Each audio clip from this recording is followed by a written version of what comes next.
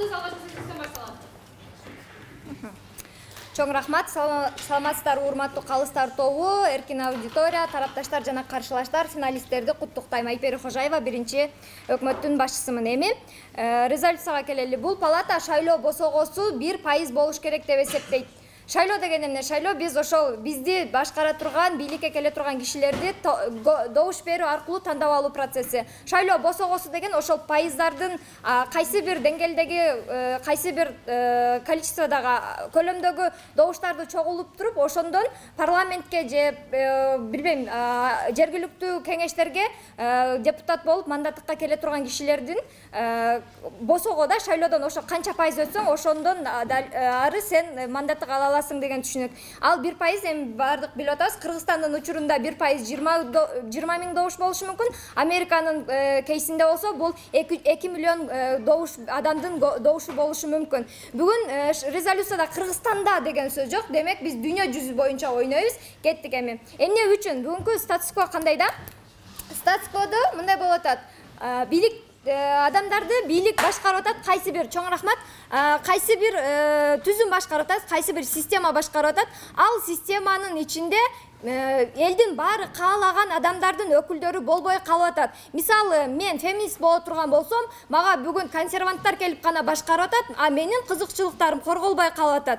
Башкача айтканда, статус-кво ошол бардыгыбыздын кызыкчылыктарыбыз корголбой калганы үчүн мындай жашоо ак кара гана түстө болуп атат деген сөз да, же ак, же кара, эки гана вариант болуп атат. А эми бүгүн башка кайсы кылым, 21-кылым бизде жаңы эра. Бүгүнкү күндө ошол эле депутаттар мындай серьезный деп коет, болуш керек болгон адамдар TikTok менен Instagram аркылуу пиарын жүргүзүп атат. То есть жаңы заман келди. Мен мисалы республиканист болушум мүмкүн. Ошол эле учурда мен демократиянын баалуулуктарын карманам. Мен же болбосо демократияны карманып туруп, либералдуулукту, же болбосо мен ошол эле консервант болуп туруп, феминизмдин кайсы бир деталдарын коргошум мүмкүн. Же болбосо мен феминист болгон учурда деле феминизмдин ичиндеги дагы майда-майда бөлүкчөлөр болуп атат. Ком негизи ушундай майда-майда бөлүктөрдөн түзүлүп аткан болуп атат. И ошол ар бир бөлүктүн, ар бир майда топтордун кызыкчылыктары биз үчүн алдыда болуп атат. Сен ошол эле учурда кандай десем, республиканист бол, бирок ошол эле учурда диний да кызыкчылыктарың бар. Түшүнүктүү? То есть биз азыркы 21-кылым жаңы эрада бизде жөн эле ак кара түс эмес, ак, сары, көк, кызыл, фиолетовый, жашыл, дагы башка ар түрдүүлүк болуп атат. Эми 1%дык чеңге түшүрө турган болсок, эмне болот? Мына ушул ар бир майда топтордун кызыкчылыктары корголот деген сөз болуп атат.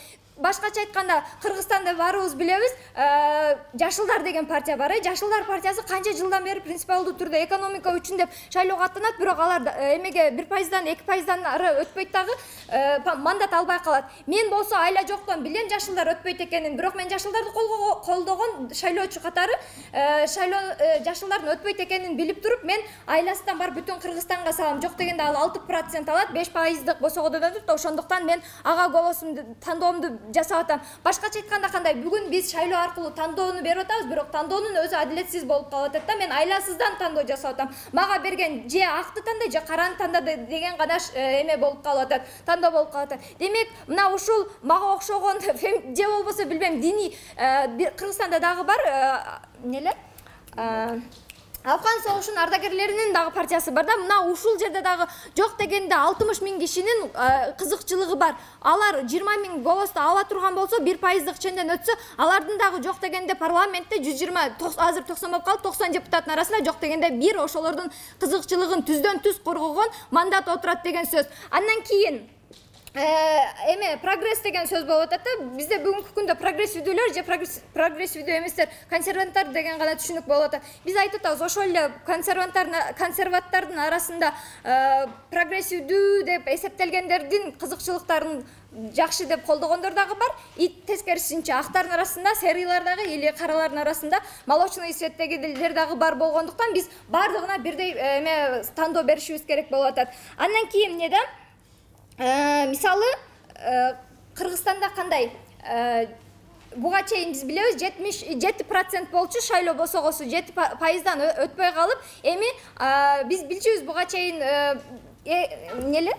Бүтүн Кыргызстан, мекенин Кыргызстан, же болбосо биримдик деген сыяктуу партиялар өтөткенинчи, и мен билем, менин жанагы допустим колдоп аткан Ыйман Нуру деген партияны өтпөй калат экендигин билгендиктен мен айла жоктон барам дагы мекеним Кыргызстанга добушун берем, себеби ал жок дегенде 22% алат деген сөз да. Бизге берилип аткан, биз жасап аткан чоң рахмат, тандоонун өзү дагы эме болуп калып атат, адилетсиз болуп калып атат. Биз жаңы эрага өткөндүктөн бүгүнкү күндө таптакыр башкача нормалар менен жөн эле эки оңчулдар же солчулдар эмес, оңчулдардын дагы арасында башкача же солчулардын арасында башкача, вообще эме дүйнө жүзүндөгү адамдар таптакыр уже башкача ой жүгүртүү менен жашап аткандыгын кабыл алышыбыз керек. Алардын арасында бир эле жакшылар, жамандар, оңчулдар, солчулдар, актар, каралар эмес, бардык түстөгү эме кызыкчылыктарды коргогон адамдар бар экендигин эске алышыбыз керек дагы. Ар биринин кызыкчылыктары эске алынышып, алардын талаптары аткарылышы үчүн биз ар биринен бирден мандаттыкка эме адамдарды алып келишибиз керек. Ар биринин эмеси келип жогорку 15-күндө жогорку кеңеште алар түздөн түз келиш керек. Мен через кимдир бирөө аркылуу же болбосо министрлик аркылуу эмес, менин эл өкүлү катары менин добушумду алган түп-түз барып кызматташа турган мандатым болуш керек. Мен жана өзүмдүн кызыкчылыктарымды ошол адам аркылуу чечишим керек. Чоң рахмат.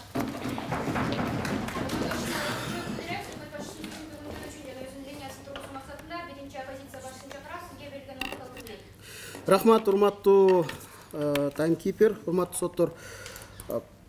Биринчи эле өкмөттүн бир эле линиясы болуп да, бир идеясы, спектр болуш керек, биз баарын көрүшүбүз керек деп атат. Спектр дегенде урматтуу соттор бул либерал консерватор деп коюп атат, но ошол либералдын дагы крайний степендеги мына эмелер бар, которые очень террористический взгляддагылар бар. 1% түзүшү мүмкүн.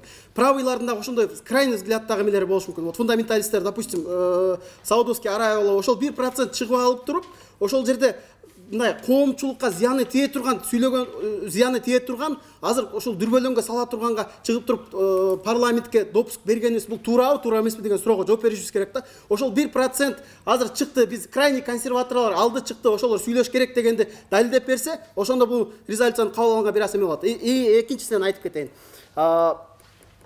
1% деп туруп резолюцияда айтып атат, эми 1% дегенде раз резолюцияга берилдиби, ошону мындай эске алышыбыз керек да. Эмнеге 2% эмес, эмнеге 3% эмес деп. Ошол 2% болгондо эле мисалы, ошол 2%, даже 1,5% болгондо деле ошолордун үнү чыгып атпайбы, угулуп атпайбы, разноцветность болуп атпайбы. Ошол эле розовый болобу, фиолетовый болобу, бардык цветтер болуп атат да. Эмне үчүн 1% дегенге жооп бериш керек бүгүн өкмөткө берген. Резолюция берилдиби, ошого жооп бериш керек. Жооп бере албайбы, демек өзүнүн түзмө-түз милдетин аткара алган жок. Эми биздин мындай дагы бир нерсени айтып кетейин. Биз жалпы ойнойбуз, дүйнө жүзүндө ойнойбуз да, кайра эле Кыргызстанга жармашып туруп алды да, мындайча айтканда. Ошол Кыргызстандын неме менен чектелип калып атат бүгүнкү учурда өкмөт палатасы. Эми карап көрүңүз, парламент дегенде бул дүйнө жүзүндө ар бир мамлекетти эске алышыбыз керек да. Ошол эле азыр Украинада болуп аткан эмени окуяны эске алсак, мисалы, Украинада болуп атканда Россияга неме кылган, симпатизирует эткен эмелер бар да, өлкөлөр. Ошолор 1% эмес, даже бир 2-3% алганга мүмкүнчүлүгү бар деп коелу. Ошолор өтүп кеткенде, мисалы, ошолор өтүп кеткенде жок, чечим кабыл ала албайт, урматтуу соттор, аларчы чечим кабыл алат. Бирок ошол парламентте засекреченный неме болуп аткандарга доступ болот, ошол депутаттардынчы. Бул жерде бул система 1% болгон азайганда, ошол эле парламентте Украинада кабыл алып аткан чечимдердин түзмө-түз улуттук коопсуздугуна зыян келтире турган чечим кабыл алып атабыз да, бул резолюцияны кабыл алгандан кийин, урматтуу. Эми карап көрөлү. Биздин азыркы учурда коопсуздугубуз маанилүү, мындай опырталдуу немеде, эми Украинаны алып эме эске алганда, эми же вот крайний немелерди угушубуз керек, алар дагы билишибиз керек деген неме барбы? Мындай бир резолюцияда айтылганда 1% дегенде мен мындай өзүм үчүн дагы түшүнбөй калдым да. 1% болгондо эмне үчүн 1% деп, эмнеге 2% эмес, эмнеге 3% эмес деп. 3% болгондо эмнеси өзгөрүп кетет, 5% болгондо эмнеси, ошону мындай далилдеп эме болуп бериш керек да. Ошо 1% 10 кишинин айткан сөзүн укпай калсак, биз мындай жаман жакка кетип калабыз, эме болуп калабыз дегенди далилдеп бериш керек. Эмне үчүн? Пусть примерлерди көрсөтсүн, ошол 1% айткан туура болду деп туруп. Андай көрсөтүп берген жок. Демек, өкмөт бүгүн өзүнүн милдеттерин так аткарып бере албай атат.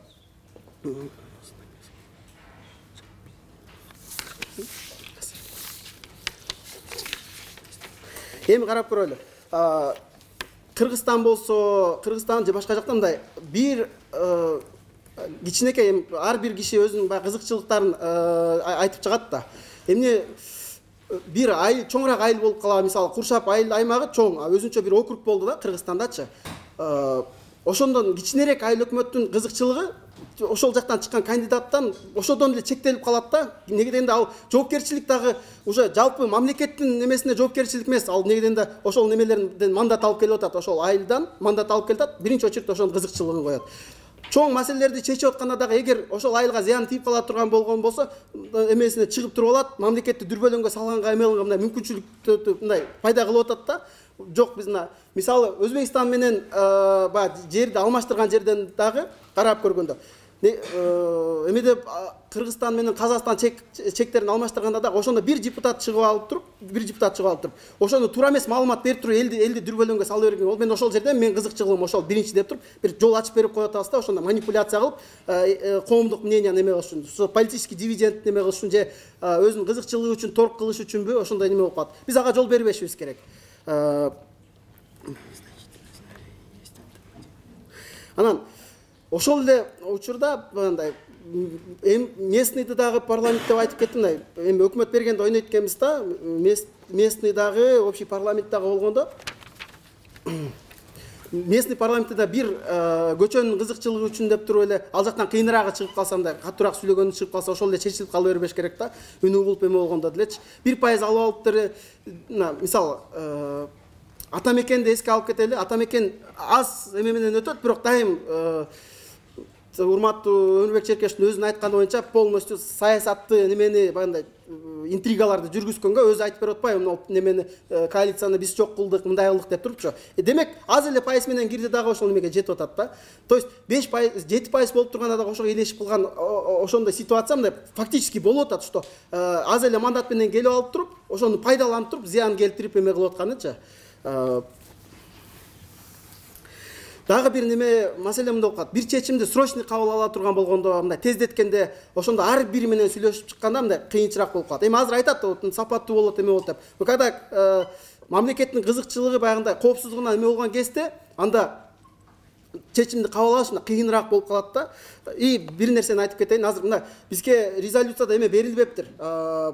Кандай өлкө болот, парламентский чечимдин центральный 15 күн кошуп коюңуз, каякта болот экен деп. Демек бул ачык болсун, значит система болгондо, значит полностью парламентаризм менен ойнойбуз да азырчы. Башка системаны кошкон туура эмес. Демек чечимдердин бардык важныйлары ошол парламентте кабыл алына турган деген неме менен ойноп кетебиз. Президент чечпейт, башка чечпейт, именно эме чечет. Совет безопасности жок, только парламент чечет деген неме менен ойнойбуз да. Эмесе берилиш керек слайд-шоудо.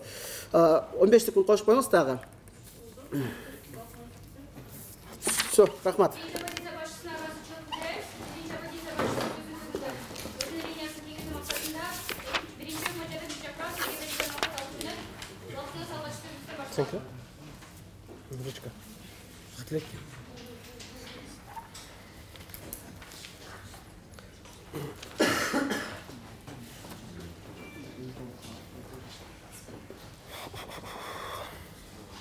Чоң рахмат төгүндөдөн.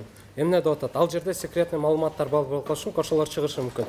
Биринчи суроо, бул жерде ФБР, ГКНБ, там ФСБ эмелер бар, ошолор секретный маалыматтар чыга турган мүмкүнчүлүктөр болсо, аны кармаган эметет да. То есть бул жерде көйгөй жок. Экинчиден, чындыгында бир да эме өзүнүн шпиондорун элестеткенде чет өлкөнүн разведкасы өзүнүн шпион апарып депутат кылып отургузбайт да. Мындай эмне ой жүгүртүш, өзүнүн легендасы болуш керек, ал шпиондор бир демселер болуш керек да. Акантип депутатка чыгып аткан легендасы келе калмак, бул түшүнүксүз да. Только бир эле вариант бар, ал лобби бирөө сатылып кетиши мүмкүн, ошондой сыяктуу. Андай лобби сатылып кетиши мүмкүн, даже партиядагы көп пайыз болсо деле ошондо деле мүмкүнчүлүк бар. Ал эч жака жоголбойт. Эс лоббированияны проблема кылып аткан болсо, ал 1%бы 5 ошол жерде деле бар болуп калышы мүмкүн. Кийинкиси 1%дан келгендер, мисалы үчүн Атамекен өтүп калса, Атамекенге ташыргытат да, алар интрига кылып, андай-мындай. Ошол жерден ушундай эле бир чечим чыгарышыбыз керек да. Бизге коомго кандай парламент керек? Чимкириктер там СДПК жарым процент, Кыргызстандын чимкириктери отуруп алып кнопканы басып аткандарбы, унчукпай эле. Же болбосо интрига кылган же хотя бы кыйкырып сүйлөгөн, бирок гээркип аз партиялардан. Ошол жерден качан коомдо өзгөрүү болот? Өзгөрүү качан болот? Эгер кыйкырып, сүйлөп, өрт адамдар, ар кандай кайсы түрлүү адамдар кошулуп аралашып сүйлөп коомду өзгөрткөнгө аракет жасаса, ошондо өнүгүү болот. А эс унчукпай отуруп баса берген эмелер болсо, буларга лаялдуу бир партияны сатып алыш, бир грузду вагон менен оңоюраак да, себеби дегенде жөнөкөй эле нерсе, бул оптом дешевле айланат да, көркө бийликке эзгениби же бирдемсе кылганы эмеси. Кийинкиси эмне деп атат бизге? Террористтердин арасында болушу мүмкүн. Сонун эмне себептен? Мисал үчүн, эгерде Турцияда алардын 7-8% болбой, а майда пайыз бар болсо, Турцияда жашаган курттарда аларда шанс пайда болмокто, өзүнүн идеологиясын же эркинге болгон мүмкүнчүлүгүн же дагы бирдемсесин сыртка чыгарган, трансляцияга, Турцияга, мамлекетке көрсөткөн, ошону айткан мүмкүнчүлүгү болгон. А качан аларда парламенттен чыгып сүйлөгөнү мүмкүнчүлүгү жок болгондо, ошондо алар колуна автоматты көтөрөт. Эгер террористтер жөн жерден пайда болбойт да, мен түшүнбөйм да эмнеге, биякта мындай террорист, мындай радикал, мындай деп. Радикалдар орто жолдон эч качан пайда болбойт. Курсагы ток, бактылуу адамдар барып террорист болбойт. Качан адамдар бактысыз, курсагы ач болсо, кыйналып атканда, ошондо барып мамлекетке барып сурайсың да, мага момундай мүмкүнчүлүктөр бер, мен жакшы жашагым келет десе, алар сени укпаганда, ошондо айласыздан колуңа таш көтөрөсүң, таяк көтөрөсүң, автомат бирдемселер көтөрөсүң. Ошол тараптан террористтер пайда болот да. Анан кийин булар айтып атканда, радикалдуу керк ой жүгүртүүгө парламентте местосы бар. Себеби бул трансляция ошолордун идеологиясын. Ошондо алар менен диалог болот. Эң маанилүүсү, элдин астында ошол идеологиянын закрытый бир сепаратистический жол менен эмес, эгер мисалы чында бир нацист келип алсачы, анда бул бизге индикатор. Коомдо мынча пайыз нацисттер бар экен. Значит, биз мамлекет катары жакшыраак иштешибиз керек экен, чтобы коомдун ой жүгүртүүсүнө таасир этип өзгөрткөнү мүмкүнчүлүктөр пайда болуш үчүн деп. Кээки радикалдуу болуп кетсе, бул радикалдуу болсо, биз бул көйгөйдү чечсек болот, что азыраак көйгөй алып келет, адамдар өлбөйт, там эмелер жарылбайт. Экинчиси, что алар менен диалог болот, алардын оюн өзгөрткөн мүмкүнчүлүк болот. Качан кээки позитивдүү майда эмелерге бул шанс өзүнүн ой жүгүртүүсүн жеткирүү. Себеби ар кандай позитивдүү, бирок аз меньшинствода болуп калган адамдардын аларда мүмкүнчүлүк пайда болот да өзгөрүүгө, бирөөгө. Эмнеге сиз ойлойсуз ошол ФБР да тиги эме системалар тиги эме шпионду таба алат дагы, тиги 1% баягы радикалдарды алар менен күрөшө албаганчы? Кантип алар күрөшө албай калат ошол радикалдар? Кантип күрөшө албай калат? Түшүнбөй калдым. Суроо. Мындай радикалдарды айтып атпайсызбы, алар сүйлөп алыш керек эмес, эме болот деп. Ошол меньшинство да. Түшүндүм. Күрөшө алат. Биз көрүп атабыз, көптөгөн мамлекеттерде кантип күрөшүп аткан. Алар бир районду басып алат, ал жерде мирный жительдер бар. Анан кийин биз алып эле биякта радикалдар менен бомбаны жарып жүрбөйбүз. Биз аякта спецоперация болот. Көптөгөн адамдар жылдан жылга өлүшөт, согуш болот, эметип кыйынчылыктар болот. Зачем? Анын эмне кереги бар? Биз качан жөн сүйлөшүп, эметип диалог аркылуу бир эмеге чечимдерге эметсек. Кыйналбаган эл радикал болбойт. Себеби дегенде, мисалы үчүн, дагы мусулмандар Америкага барып, ал жерде гейдер бар болсо да, толтура мусулмандар жашашат. Бирок бактылуу унчукпай эле жашап жүрүшөт. Эмнеге алар чыгып алып туруп, тиги гейдерди уруш керек дебейт? Себеби дегенде, алардын курсагы ток, аларга кереги жок да мындай эмелерчи, эме ой жүгүртүлөр. Биздин оппозиция жок, отуруп, все, болду, кереги жок. Биздин оппозиция бул жерде кандай көйгөй бар экенин көрсөтпөй атат да. 1% болсо биз көрүп атабыз, что адамда, коомдо болгон өзгөрүү, бизде жаңы коом пайда болуп атат. Жаңы поколение TikTok сыяктуучу поколение TikTok деп айтсак болот да, биздин муун башкача, ой жүгүртүү башкача, жаштардын чыгып аткан. Кээки адамдар, мисалы үчүн, ошол эле Америкада кээки адамдар өзүнүн бизнесин сактап калыш үчүн оң тарапта ой жүгүртүүгө республиканисттерге добуш берип башташат да. Себеби дегенде алар республиканисттер бизнесмендерге жакшы шарт кылат. Бирок ошол учурда кээки адамдар гомофоб эмес, мисалы үчүн, эки эркек үйлөнсө болсун деген ой жүгүртүү менен, бирок бизнеси бар болгон үчүн тияка бериши мүмкүн. Тиги республиканисттер канча жылдан бери тоскоолдук кылып аткан ушундай өзгөрүүлөргө, себеби демократтарга каршы болуп, ушундай сыяктуу эмелер аң сезимдин ар кандай түрдөрү түрдөшүп кеткен үчүн биз ар бир кишинин өзүнүн идеологиясына трансляциягачы, депутаттар булардын максаты эмне? Бул мыйзам чыгаруудан башка, бул коомдогу болгон ой пикирдин трансляциясы да, булардын түзмө-түз максатычы. Эси жакшы жашоодо жашасак, коомдо мындай ой жүгүртүү болот, ошону трансляция кылып, ошо элге эметет, бөлүшкөн, ошондой максат. Ар бир кишинин жеке тандоо укугу жакшыраак камсыздалыш үчүн бир гана 1% менен жетет. Себеби мен мисалы үчүн чын жүрөктөн легалайз деп туруп бар добушту бергим келип атат, бирок мен түшүнөм, легалайз эч качан өтпөйт ошол азыркы системада. Ошон үчүн мен айласыздан ата мекен же бүтүн Кыргызстан экөөнүн ортосунда отуруп, бирөөсүн тандаган аракет кылам. Качан гана биздин система болсо, коомдун ар бир кишинин представители болот, эметет. Эң маанилүүсү, что сатып алыш оор. Себеби дегенде бир оптом мекенимди же биримдикте өтүп кетпейт да эч ким. Чоң рахмат.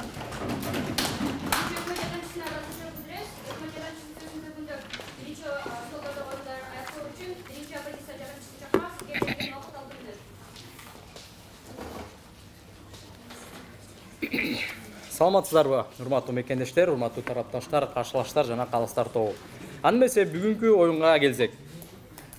Жогорку кеңеште же парламентте жалпылап айтканда эч кандай бир сыр маселелер талкууланбайт деп жатат да. Булар макул болуп атат. Ошол 1% келип калса, зыян алып келиши мүмкүн экендигине макул болуп атат.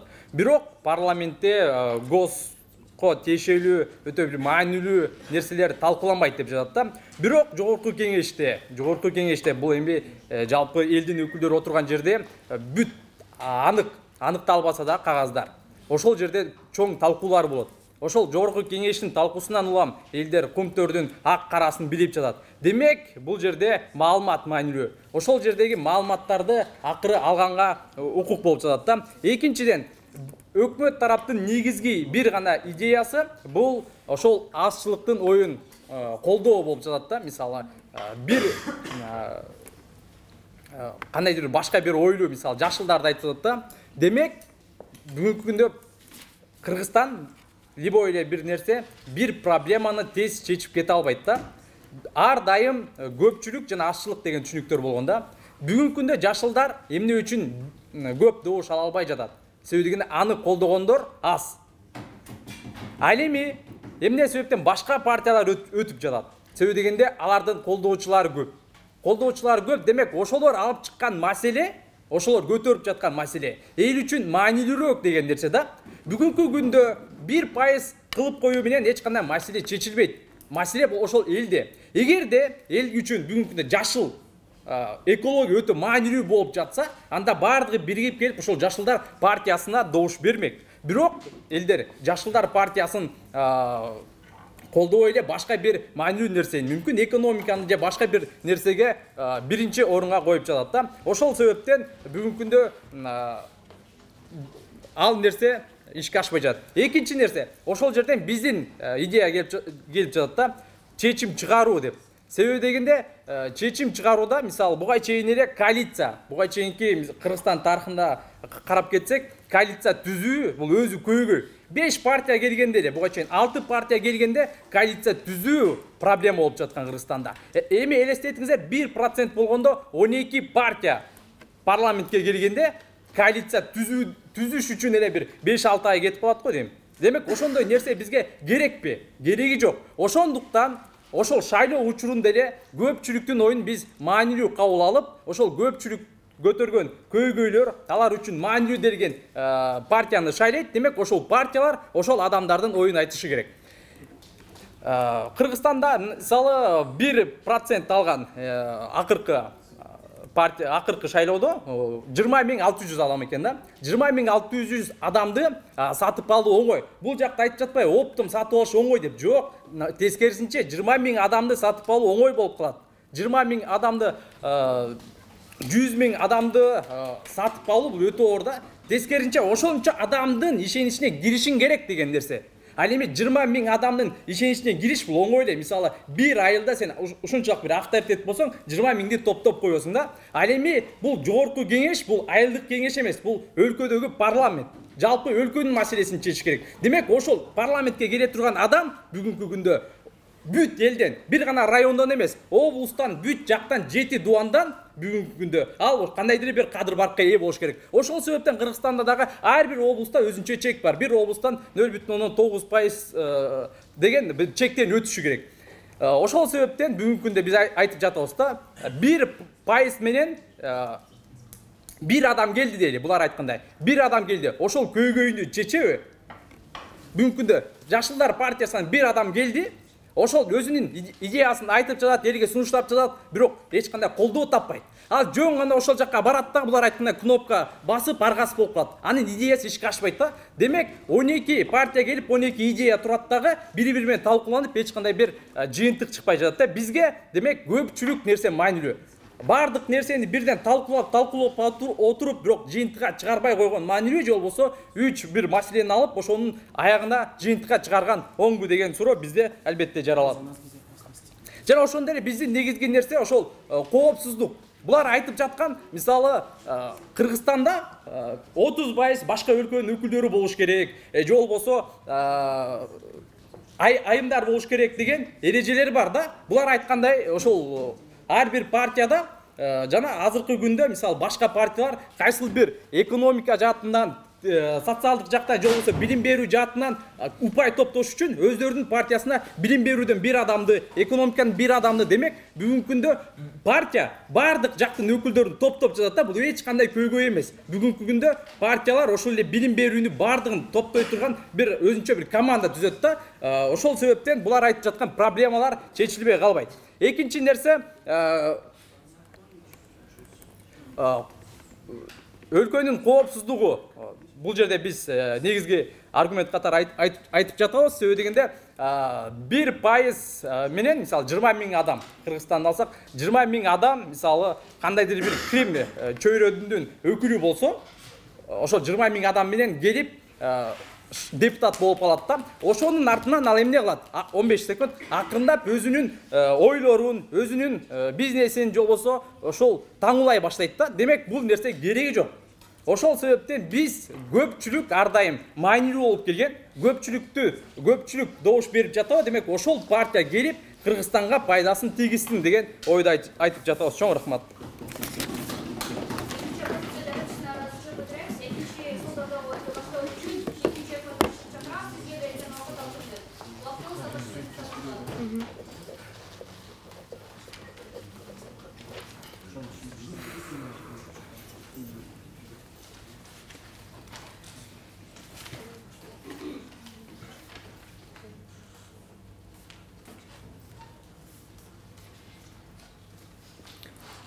Барыңыздарга Кутман кеч, финалда көрүшкөнүмө өтө кубанычтамын. Барыңыздарга ийгилик каалайм. Өзүмдүн биринчи, мен атым Эркинбекова Кенже, экинчи оппозициянын биринчи спикеримен. Сөзүмдү төгүндөдөн баштап кетсем, өкмөт оппозициянын айтуусу боюнча азыркы учурда биз көпчүлүктүн каалоолорун аткарышыбыз керек экен, ал эми азчылыктыгы кала бериш керек экен. Эми карап көрсөңүздөр, биз 4-5 жылдан бери кайсыл партияларды билебиз. Элдин, кичинекей баланын, чоңдордун бардыгын билген партиялар булар СДПК, Атамекен, Ынтымак деген партиялар турабы? Эмне үчүн? Анткени именно ошол эле партиялар деген болсо жыл сайын өтөт, жыл сайын коррупция жүргүзөт, жыл сайын ошол пароктон өтүп жаткандыгы үчүн биз ошолорду СДПК өтүптүр, Ынтымак өтүптүр, Атамекен өтүптүр деп биз могул жагыбызга сиңирип алганбыз. Значит, бул жакта эмне болуп жатат? Күчтүү финансовый жактан коррупция жүргүзө ала турган каражаттары бар партиялар гана өтүп могул пароктон кечип, андан кийин өзүнүн кызыкчылыктарын, элдин кызыкчылыктарын ордуна аткарып жатат деген сөздү айтып келип жатат. Ошентип бул жерде биз азчылыктын көңүлү эмес, көпчүлүктүн көңүлүн аткарам деп атып, канча жылдан бери өнүгүп келе албай атабыз. Алардын айтуусу боюнча биз көпчүлүктүн оюн ала турган болсок, көпчүлүктүн кызыкчылыгын ала турган болсок, ошондо гана өнүгөбүз. Бирок өзүңүздөр көргөндөй Кыргызстандын тарыхы менен көпчүлүктүн оюну көрүп, тагыраак айтканда, көпчүлүк дайыма эле көнүп калган партияларына коррупцияланып шайлай берип, баягы азчылыкта үмүтү жок да, бирок ушу өтпөйт, баягы парок деген бийик эле 9% эле, 5% эле депчи. Ошондуктан баягы эле партиялар өтө берет дагы, көпчүлүктүн ою менен биз такыр өнүгүүгө жете албай атабыз деген сөз. Эми андан ары бүгүнкү оюнда эч ким проблематиканы көрсөтө алган жок. Мен проблематиканы көрсөтүп, жана көйгөйдү көрсөтүүдөн баштап кетсем. Проблематика эмнеде? Бул проценттин жогору болушунда. Жогору болгондугунун айынан акчасы бар, күчтүү гана партиялар могул жогорку кеңеште иштеп жатышат. Жогорку кеңеште дайыма эле СДПК жүрөт, дайыма эле Атамекен жүрөт. Мен Кыргызстанды мисал гана келтирип жатам. Мен Кыргызстандын ичиндеги проблеманы гана ойлонуп жатат деп ойлобоңуздар. Андан аркы кетип аткандагы дайыма ошолордун гана проценти бийик болгондуктан, ошолор гана өткөндүктөн элде уже үмүт жок калды.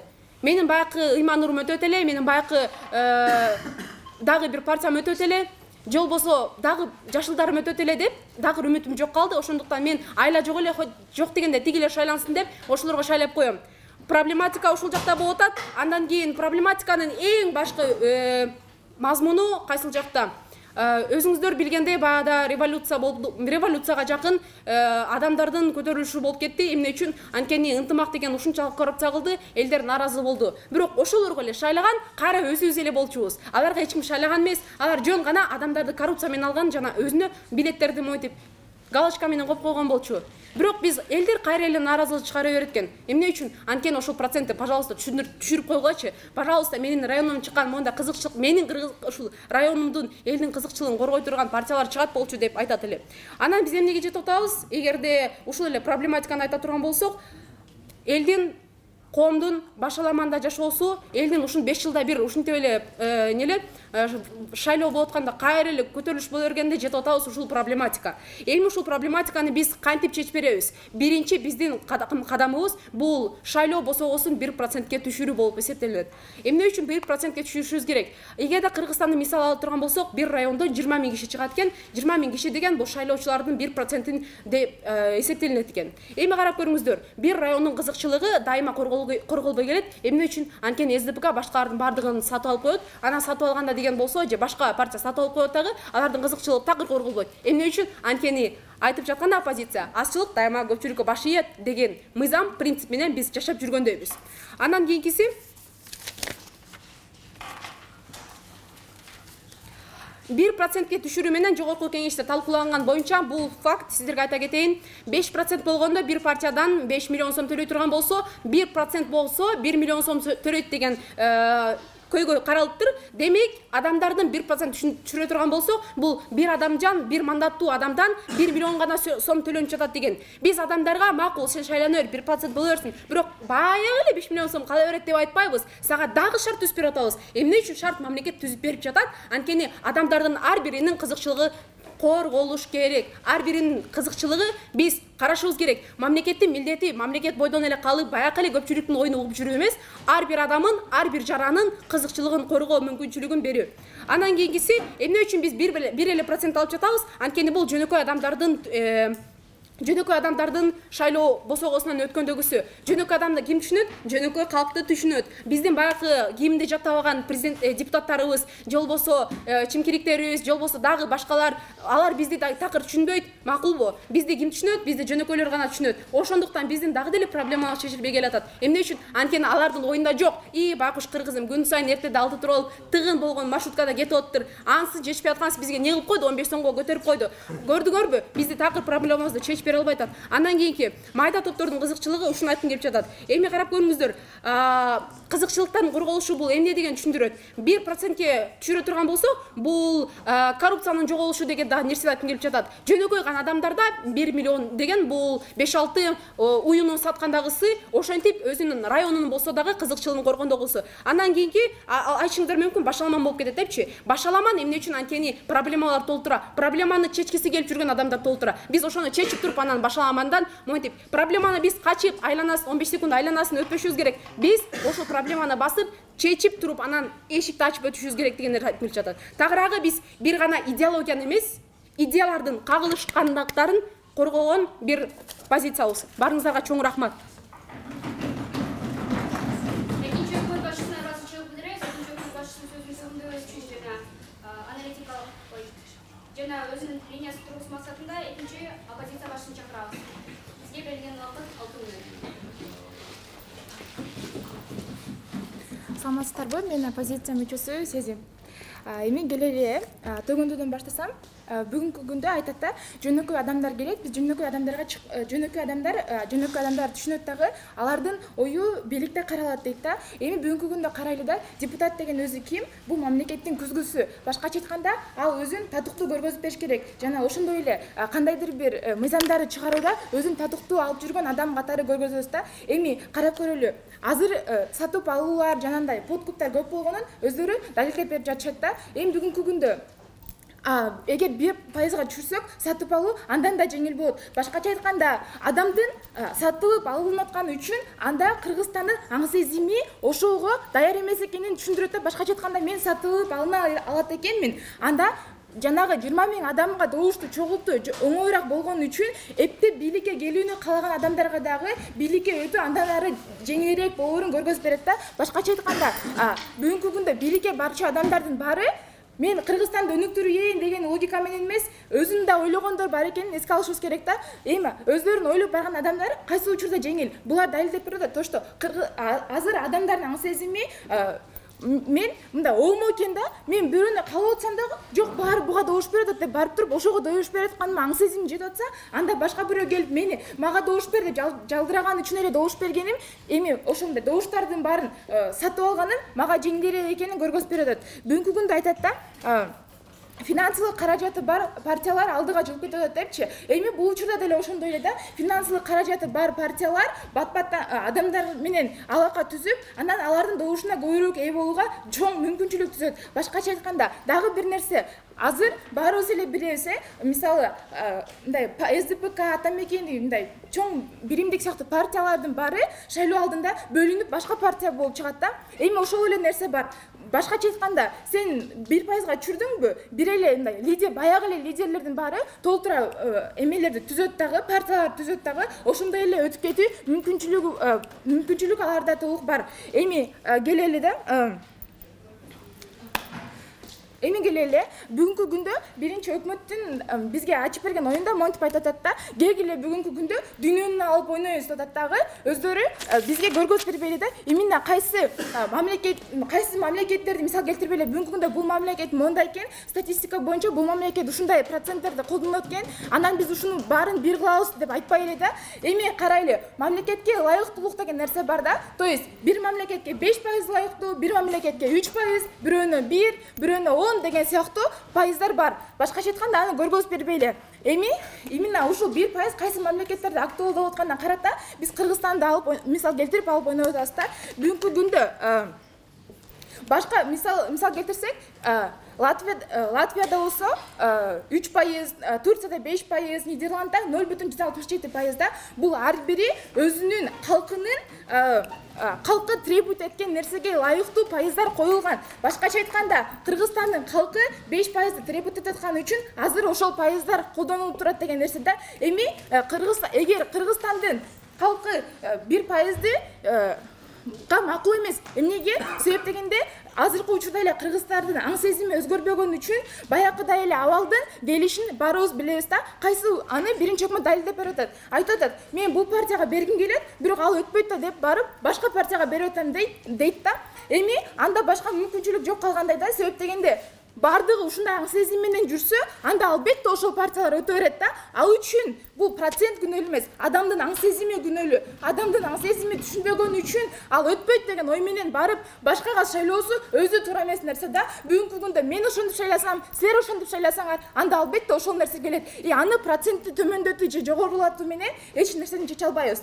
Андан кийинки нерсе, бүгүнкү күндө айтканыбыздай эле, бул нерсенин баардыгы элдин саясий активдүүлүгүнө байланыштуу. Башкача айтканда, бир өлкөнүн калкы болсо 5%, Турциянын калкы 5%ды талап кылып атса, шайлоонун немес өтүүсү катары Кыргызстандыкы болсо, бүгүнкү күндө 5% талап кылып атат.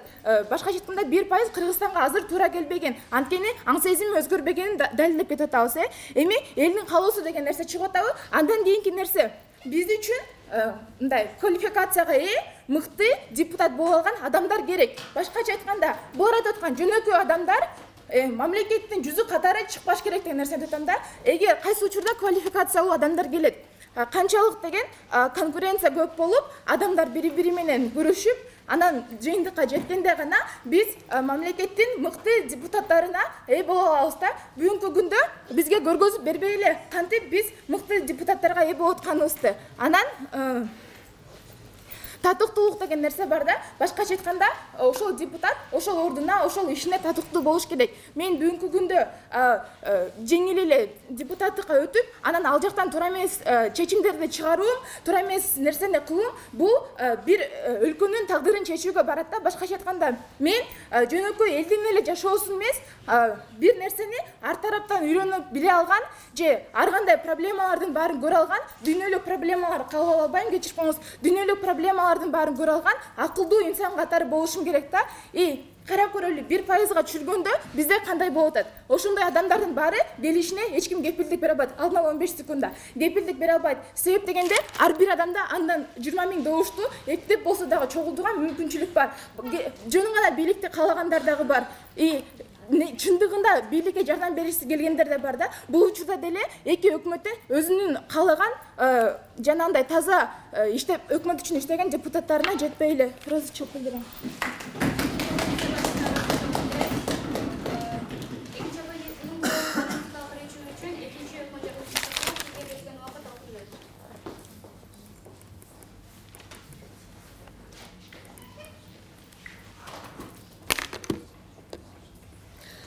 Баарыңыздарга саламатсыздарбы? Менин атым Нестан. Мен бүгүнкү оюндун өкмөт тараптын экинчи спикери боламын. Эми биринчи эле өзүмдүн сөзүмдү биздин урматтуу оппозиция тарапты төгүндөдөн баштасам. Биринчи эле биздин оппозиция тарапы эмне дегендерди айтып кетти. Алар айтып кетишти да, жөнөкөй адамдар булар таттыктуу дейт да бийликкечи. Жөнөкөй адамдарды алып келе алсак, биздин парламентибиз кандай көрүнүп калат дейт да. Биздин парламентибиз бул өлкөбүздүн жүзү дейт да. Биздин парламентибиз ошол жерге таттыктуу болуш керек, порядочный болуш керек, маданияттуу адам болуш керек дейт да. Эми биздин азыркы 9%, 7%, 5% болуп турган учурдагы тандалган депутаттарыбыз ошол жерге таттыктуу деген суроону бергим келип жатат да. Ошолор ошол жерде отуруп сагыз чайнап отурушат, маскасы менен отурушат, бирөөсү оюн ойноп отурат, бирөөсү даже кимди билбейт да. Ошолор ошол жерге таттыктуу ошондо дегенди айткым келип атат да. Алар ал жерге таттыктуу эмес, алар дагы ошол жерин сатып алган, алар дагы ошол жерин өзүнүн акчасы менен, финансылык күчү менен гана келип алган деген нерсени айткым келет. Жана ошондой эле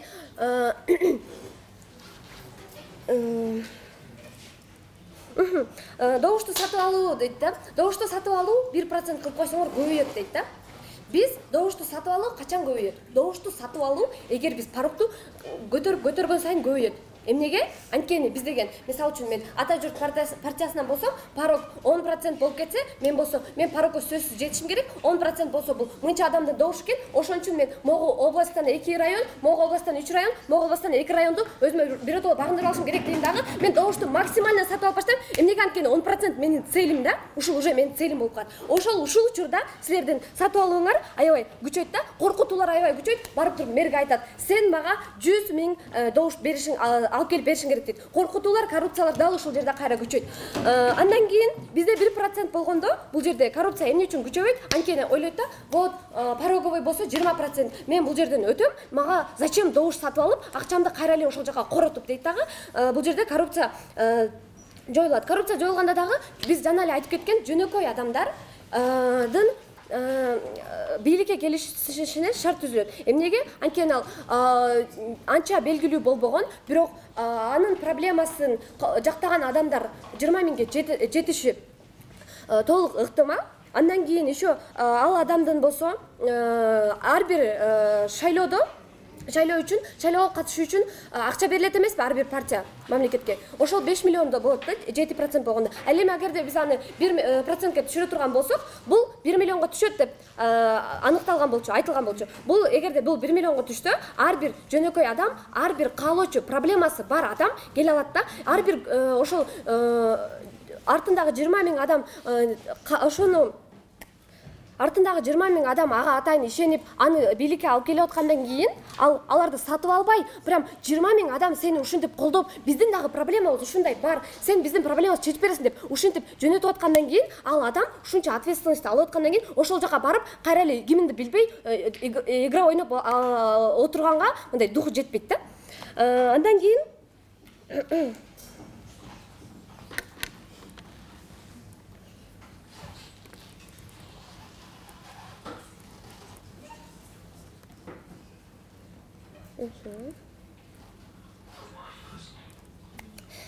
эми кайрадан эле өзүбүздүн линиябызды тургузууга өтсөк, анализ жүргүзө кетсек, бүгүнкү биздин оюнубузда биринчи палаталарда оюн кандай болду? Биринчи палаталарда биздин өкмөт тарап толугу менен ачык сөз берди дагы. мындай түшүнүктү алып келгенге аракет кылды да. Азыркы учурда аябай черно-белый менен эле бизге мындай эле ак менен кара кагазды алып келип туруп, силерге кайсынысын танда деп атат. Анан ал тандагандан кийин дагы какой-то бир зашторой ошону санап атышат. Анан тиги жакта тандалган адамдар да барып, бизден зашторой ошону чечип атышат деди да. Парламенттеги адамдар биздин проблемаларыбызды зашторой чечип атышат. 50-ге 50 болуп отуруп алып. Биз ошону зашторой эмес, прям ачып алып туруп, еще ичинде ар кайсы өкүлдөн ак кара эле эмес, разноцветный болуп отурсун дагы, ошону чечсин деди. Ошондой аябай жакшы идея менен чыгышты дагы.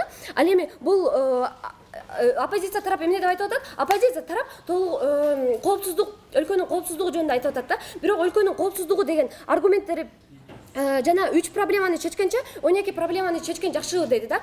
Бул жерде айтып элем, ошо ак кара эле проблемалар чечилип, адамдар иллюзия менен эле ошо ак караны колдонуп эле жашап жүргөн жакшыбы же разноцветный жашнакай ар бир адамдын ою өкмөт тарап айтып кеткендей, ар бир адамдын ою эсептелинген, ар бир адамдын кызыкчылыгы эсептелинген мирде жашаганыбыз жакшыбы. Андан кийин экинчи столдорго өтсөк, экинчи столдордо эмне болуп жатат?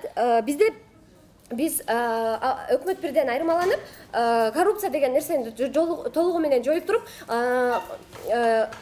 ошол эле кызыкчылыкты, ошол эле ар кайсы кызыкчылыктагы адамдарды бийликке алып келип атабыз. Андан кийин ал эми оппозиция бир болсо айтып атат да, булар бизди төгүндөп атышат, жана ошондой эле татыктуу адамдар болуш керек. 15 секунда. Оппозиция анткени ал парламенттин жүзү деп атат да. А биз айтып атабыз, далилдеп берип атабыз, что татыктуу адамдар, ошол бийик процент менен келген адамдар татыксыз экенин, жана бизде 1% менен болгон адамдардын татыктуу боло ала тургандыгын. Силерде уже гарантия бар, что 7% болгондо коррупция көп болот деген гарантия бар, алар татыксыз болот деген гарантия бар, вообще иштебейт деген гарантия бар. Биздин парламент буга гарантия болуп бере алат.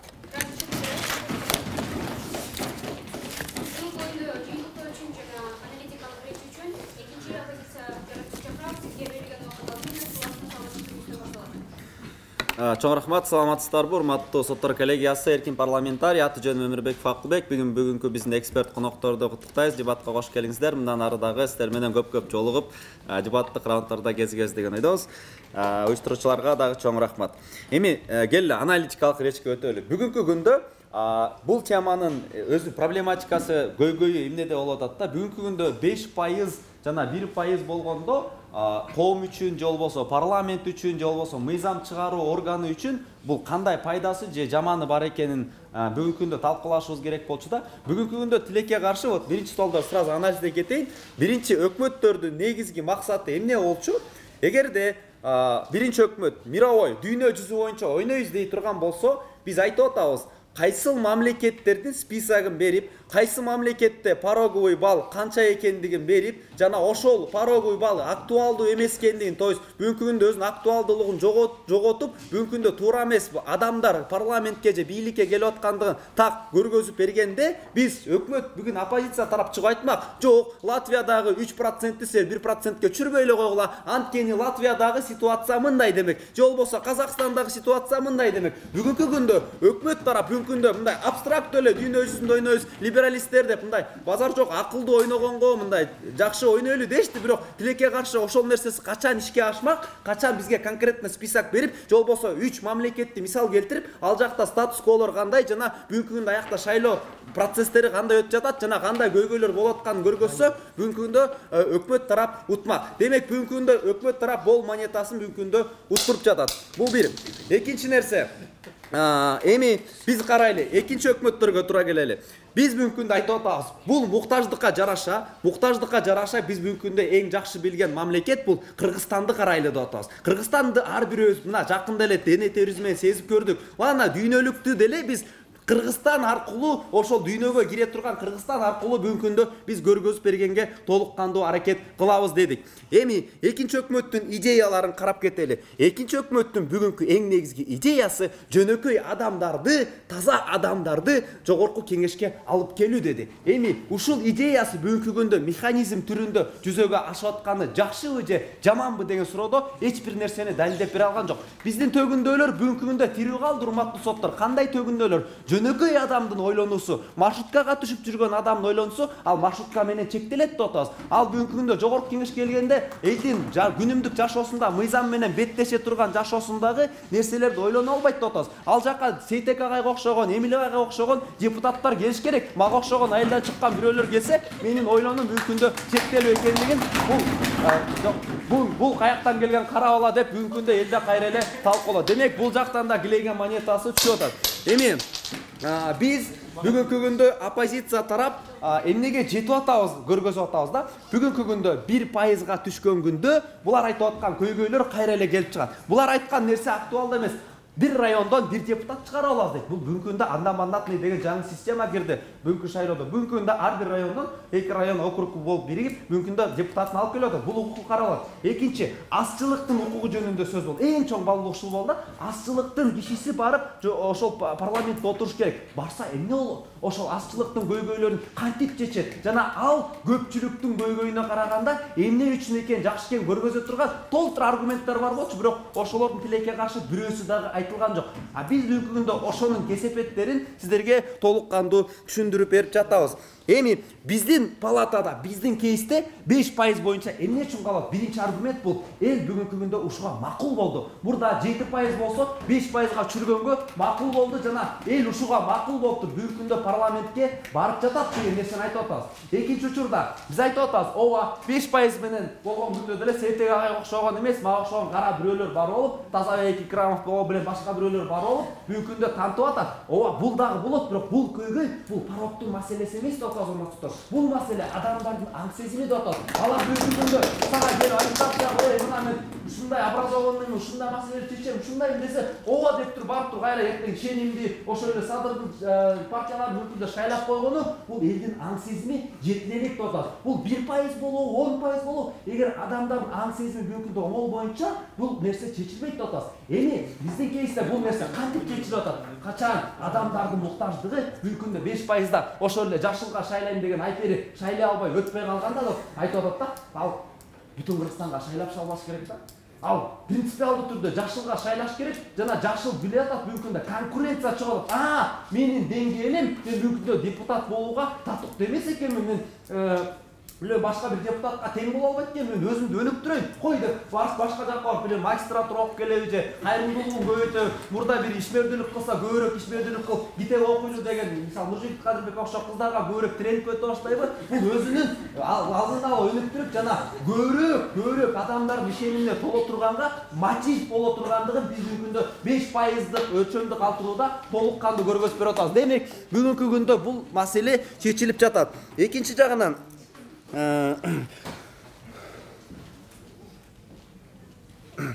эми бул жактан дагы нерсе болуп кетти да, сатылып алуу, коррупцияны чечип салабыз деп атат да. Коррупцияны эч качан чече албайсыздар. Адамдар же сатылат, же сатылбайт. Бүгүнкү күндө ошол 1%деги адамдарга барып туруп, аларда деген билем 15 секундда барып туруп, алар по-любому сатыла турчу адамдар сатылат да бүгүнкү күндө. Бирок ал аң сезим качан оголгондо барып туруп бул монетаны сен билем өзүң ал деп кыргытып бүгүнкү күндө ошондо гана адамдар аң сезимдүү чечим чыгарат, ошондо гана Сейтек агай буйрса депутат болот деген ойдо.